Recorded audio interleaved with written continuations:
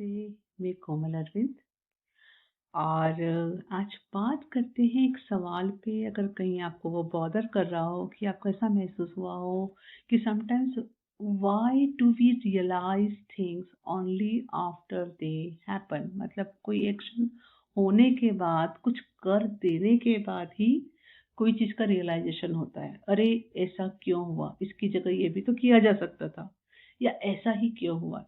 अगर पहले अवेयरनेस में होता तो हम ये नहीं करते थे। अंडरस्टैंड।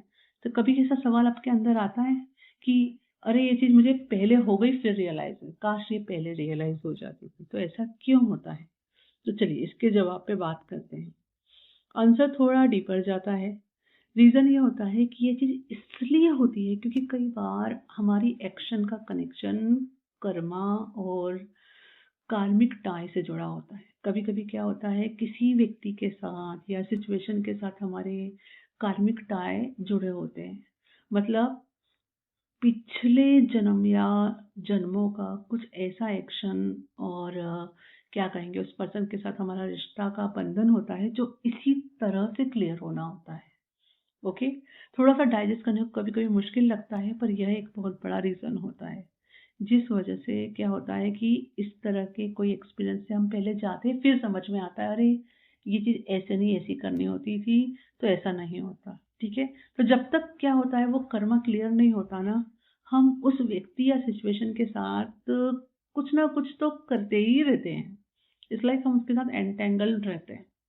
ठीक है, किसी तरह के लूप में। और जैसे ही वो कर्मा क्लियर होता है हम फ्री हो जाते हैं, और तभी हमें क्या होती है, रियलाइजेशन। हमें रियलाइजेशन होती है कि ये क्यों हुआ। ये एक बहुत बड़ा रीजन है, पहला रीजन है, एक्चुअली फर्स्ट रीजन है। ठीक है। अब दूसरे रीजन की बात करते हैं। दूसरा रीजन होता है लेसन सीखना। लाइफ में जिस तरह से भी एक्सपीरियंसेस होते हैं वो बहुत बड़े टीचर होते हैं जो हमें हमारे लाइफ के लेसन सिखाते हैं, इम्पॉर्टेंट लेसन सिखाते हैं। ठीक है।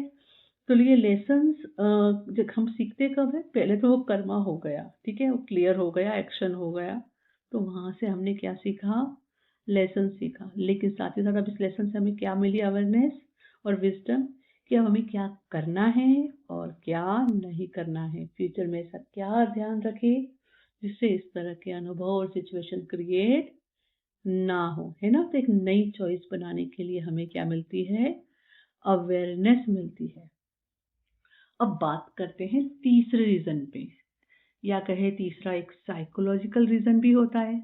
कभी कभी हम क्या करते हैं, हमारे कुछ पास्ट के पैटर्न होते हैं, है ना, कुछ हमने ऐसा सीख लिया या डीएनए पैटर्न से आ गया, है ना, तो उसके चलते भी हम ऐसा करते हैं। तो हमारे अनकॉन्शियस माइंड में वह चीज क्या बोलते हैं, एक तरीके से वायर्ड होती है ना। तो वो उसी के अकॉर्डिंग पुराना जो हमारे यहाँ अनकॉन्शियस माइंड में स्टोर है, उससे क्या कहते हैं, सर्वाइवल मोड में आकर अपने आप ही अनकॉन्शियस एक्शंस ले लेते हैं। लेकिन जब वो एक्शंस हम ले लेते हैं तो वो कॉन्शियस माइंड की क्या आ जाती है, इस तरह एक्शन होने की वजह से अवेयरनेस में आ जाती है। और जब अवेयरनेस में आ जाती है तब हमारे पास फिर से क्या आ गया, फ्री विल आ गई, हमारे पास कॉन्शियस माइंड की चॉइसेस आ गई, जिससे हम उसको क्या कर सकते हैं, टाटा बाय बाय कर सकते हैं और फ्री हो सकते हैं। तो ये तीन मिले जुले रीजन होते हैं जिसकी वजह से इस तरह से कई बार हम महसूस करते हैं कि कई बार की चीजें पहले हो गई और फिर हमें रियलाइजेशन आया। I hope this information will help you. Thank you. Hari Om.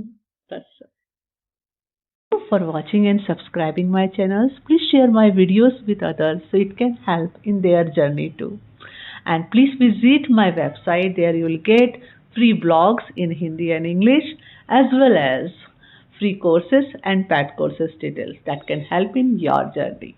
Thank you for being here.